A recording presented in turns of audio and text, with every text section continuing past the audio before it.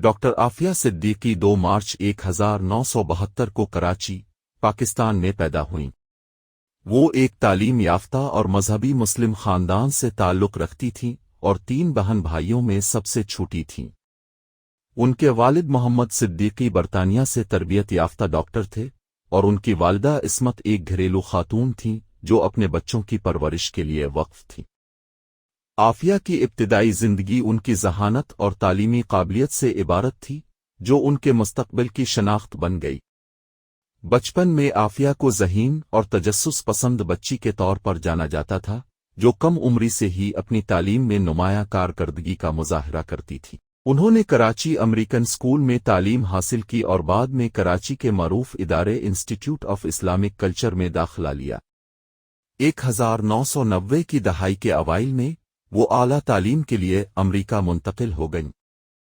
عافیہ نے پہلے university of Houston میں مختصر وقت گزارا، پھر میساچوسیٹس انسٹیٹیوٹ آف ٹیکنالوجی MIT میں منتقل ہو گئیں، جہاں سے انہوں نے 1995 میں حیاتیات میں ڈگری حاصل کی۔ MIT میں عافیہ کے وقت کو نہ صرف ان کی تعلیمی کامیابیوں کے لیے جانا جاتا تھا، بلکہ اسلامی طلباء تنظیموں میں ان کی سرگرم شمولیت کے لیے بھی جانا جاتا تھا۔ انہیں اسلام کے بارے میں آگاہی پھیلانے اور مسلم مقاصد کو فروغ دینے کی کوششوں کے لیے جانا جاتا تھا۔ MIT سے گریجویشن کے بعد انہوں نے برینڈیز یونیورسٹی میں داخلہ لیا، جہاں انہوں نے نیورو سائنس میں PhD کی، خاص طور پر علمی سائنس میں۔ ان کا ڈاکٹریٹ کا مقالہ، جس میں سیکھنے اور جذبات میں دماغ کے کردار کا مطالعہ کیا گیا تھا، بہت سراہا گیا، جو ان کے اپنے شعبے کے تئیں ان کی وابستگی کو ظاہر کرتا ہے۔ ذاتی زندگی اور پاکستان واپسی۔ امریکہ میں قیام کے دوران عافیہ نے ڈاکٹر امجد خان سے شادی کی، جو ایک پاکستانی اینستھیزیالوجسٹ تھے۔ جوڑے کے 3 بچے تھے، احمد، مریم اور سلیمان۔ ان کے ابتدائی سال ان کے ایمان اور تعلیم کے تئیں ایک مشترکہ وابستگی سے عبارت تھے، تاہم شادی کے معاملات میں مشکلات کا سامنا کرنا پڑا۔ ان ذاتی چیلنجز کے باوجود عافیہ نے تعلیمی اور پیشہ ورانہ میدان میں اپنی صلاحیتوں کا مظاہرہ جاری رکھا۔ 2002 میں 9 نومبر کے واقعات اور امریکہ میں مسلمانوں کے تحفظ اور سلوک کے بارے میں بڑھتی ہوئی تشویش کے بعد عافیہ اور ان کے شوہر نے پاکستان واپس جانے کا فیصلہ کیا۔ اس وقت تک عافیہ کو فلاحی اور انسانی کاموں میں بڑھتی ہوئی دلچسپی ہو چکی تھی، جس میں ان کے آبائی ملک میں تعلیم اور صحت کے مسائل پر توجہ مرکوز تھی۔ تاہم ان کی زندگی میں ایک ڈرامائی موڑ آنے والا تھا۔ مارچ 2003 میں عافیہ صدیقی اور ان کے 3 بچے پراسرار طور پر کراچی سے اسلام آباد جاتے ہوئے لاپتہ ہو گئے۔ ان کی اچانک گمشدگی نے ان کے خاندان اور دوستوں میں خطرے کی گھنٹیاں بجا دیں، جو بغیر کسی جواب کے رہ گئے۔ اسی دوران FBI نے ان کا نام ان افراد کی فہرست میں شامل کر لیا جن سے دہشت گردی سے ممکنہ روابط کے بارے میں تفتیش کی جا رہی تھی۔ عافیہ کی گمشدگی کے حالات ابھی تک اسرار میں ڈوبے ہوئے ہیں۔ کچھ رپورٹس کے مطابق انہیں پاکستانی انٹیلیجنس ایجنسیوں نے حراست میں لے کر امریکہ کے حوالے کر دیا تھا۔ دیگر کا کہنا ہے کہ وہ خود سے ممکنہ ظلم و ستم کے خوف سے روپوش ہو گئی تھیں۔ عافیہ کے خاندان نے الزام لگایا کہ انہیں اغوا کیا گیا، ممکنہ طور پر امریکی اور پاکستانی حکام کی خفیہ کارروائی کے طور پر۔ متعدد تحقیقات اور اپیلوں کے باوجود ان کے ٹھکانے کے بارے میں 5 سال تک کوئی معلومات نہیں ملی۔ افغانستان میں دوبارہ نمودار ہونا۔ جولائی 2008 میں عافیہ صدیقی ڈرامائی اور متنازع حالات میں دوبارہ منظر عام پر آئیں۔ انہیں افغانستان کے جنوب مشرقی شہر غزنی میں افغان حکام نے حراست میں لیا تھا۔ رپورٹس کے مطابق انہیں ایسے دستاویزات کے ساتھ پکڑا گیا تھا جن میں مبینہ طور پر دھماکہ خیز مواد بنانے کے طریقے اور امریکہ میں ممکنہ اہداف کے حوالے شامل تھے۔ امریکی فوجیوں کو پوچھ گچھ کے لیے بلایا گیا۔ صورتحال اس وقت مزید خراب ہو گئی جب پولیس اسٹیشن میں تفتیش کے دوران عافیہ نے مبینہ طور پر ایک امریکی فوجی کی رائفل پکڑنے اور فائرنگ کرنے کی کوشش کی۔ حالانکہ کوئی زخمی نہیں ہوا، لیکن عافیہ کو جوابی فائرنگ میں پیٹ میں گولی لگی، جس کے نتیجے میں انہیں گرفتار کر لیا گیا۔ بعد میں انہیں مقدمے کا سامنا کرنے کے لیے امریکہ منتقل کر دیا گیا۔ مقدمہ اور سزا 2010 میں عافیہ کا مقدمہ بڑے پیمانے پر نشر کیا گیا اور بین الاقوامی توجہ کا مرکز بنا۔ استغاثہ نے دلیل دی کہ ان کے دہشت گردی سے روابط تھے اور انہوں نے امریکی سرزمین پر حملے کرنے کی منصوبہ بندی کی تھی۔ انہوں نے ان دستاویزات کو نمایاں کیا جو ان کی ملکیت میں پائی گئیں اور پولیس اسٹیشن میں پیش آنے والے واقعے کو ان کے خطرناک ارادوں کے ثبوت کے طور پر پیش کیا۔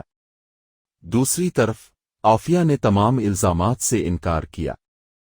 انہوں نے دعویٰ کیا کہ انہیں سالوں تک خفیہ حراست میں رکھا گیا، تشدد اور زیادتی کا نشانہ بنایا گیا اور حکام نے ان پر جھوٹے الزامات لگائے۔ ان کی دفاعی ٹیم نے دلیل دی کہ اس بات کا کوئی فرانزک ثبوت موجود نہیں ہے کہ انہوں نے کسی ہتھیار سے فائرنگ کی تھی اور ان کی ذہنی حالت ان کے مبینہ بدسلوکی کی وجہ سے نمایاں طور پر بگڑ چکی تھی۔ ان دلائل کے باوجود عافیہ صدیقی کو قتل کی کوشش اور حملے کے الزام میں سزا سنائی گئی اور 86 سال قید کی سزا سنائی گئی۔ یہ فیصلہ پاکستان میں غم و غصے کا باعث بنا، جہاں بہت سے لوگوں نے انہیں ناانصافی کا شکار اور دہشت گردی کے خلاف جنگ میں زیادتیوں کی علامت کے طور پر دیکھا۔ ملک بھر میں احتجاج پھوٹ پڑے، ان کی رہائی اور وطن واپسی کے مطالبات کیے گئے۔ اثر اور وکالت ڈاکٹر عافیہ صدیقی کا کیس مختلف انسانی حقوق کی تنظیموں، وکالت کرنے والے گروپوں اور پاکستانی سیاسی جماعتوں کے لیے ایک اہم نقطہ بن گیا۔ ان کی کہانی کو ایک مظلوم مسلم خاتون کے طور پر پیش کیا گیا جسے ایک طاقتور غیر ملکی حکومت نے بلا جواز نشانہ بنایا اور سزا دی۔ ان کی رہائی کا مطالبہ کرنے کے لیے متعدد مہمات شروع کی گئیں اور ان کے کیس کو پاکستان اور امریکہ کے درمیان سفارتی بات چیت میں باقاعدگی سے اٹھایا گیا۔ عافیہ کے خاندان، خاص طور پر ان کی بہن ڈاکٹر فوزیہ صدیقی، ان کی رہائی کے لیے پرجوش وکیل بن کر ابھریں، احتجاج، پریس کانفرنسیں اور قانونی اپیلیں منظم کیں۔ انہوں نے عافیہ کے کیس میں مبینہ انسانی حقوق کی خلاف ورزیوں کو مستقل طور پر اجاگر کیا، جن میں ان کی گمشدگی، خفیہ حراست اور قید کے دوران ان کے ساتھ برتاؤ شامل ہے۔ جیل میں زندگی اور رہائی کی جاری کوششیں۔ سزا سنائے جانے کے بعد سے ڈاکٹر عافیہ صدیقی کو امریکہ کی ریاست ٹیکساس کی ایک وفاقی جیل میں رکھا گیا ہے۔ ان کی صحت اور خیریت کے بارے میں مختلف رپورٹس سامنے آئی ہیں اور ان کے خاندان اور حامی اکثر ان کی جسمانی اور ذہنی حالت کے بارے میں تشویش کا اظہار کرتے ہیں۔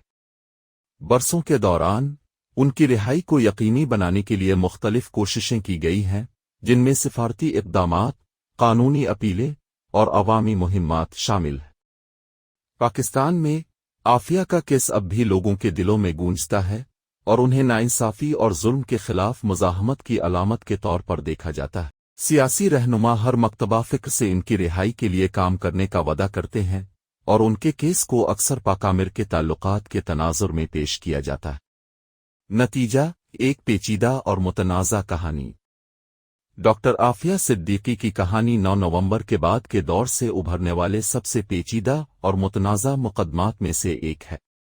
یہ ایک ایسی کہانی ہے جو قومی سلامتی، انسانی حقوق، بین الاقوامی سفارتکاری اور عالمی انسداد، دہشت گردی کی کوششوں کے اثرات جیسے مسائل پر روشنی ڈالتی ہے۔ جہاں کچھ لوگ انہیں ایک خطرناک فرد کے طور پر دیکھتے ہیں جنہیں صحیح طور پر انصاف کے کٹہرے میں لایا گیا، وہیں دیگر انہیں ایک بے قصور متاثرہ کے طور پر دیکھتے ہیں جو ایک وسیع سیاسی جدوجہد کے چکر میں پھنس گئے۔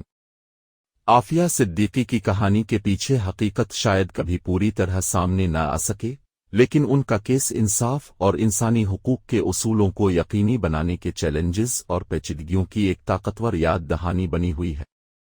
ان کی کہانی ان لوگوں کے لیے ایک علامت کے طور پر کام کرتی ہے جو ایک دن جوابدہی اور شفافیت کی امید رکھتے ہیں۔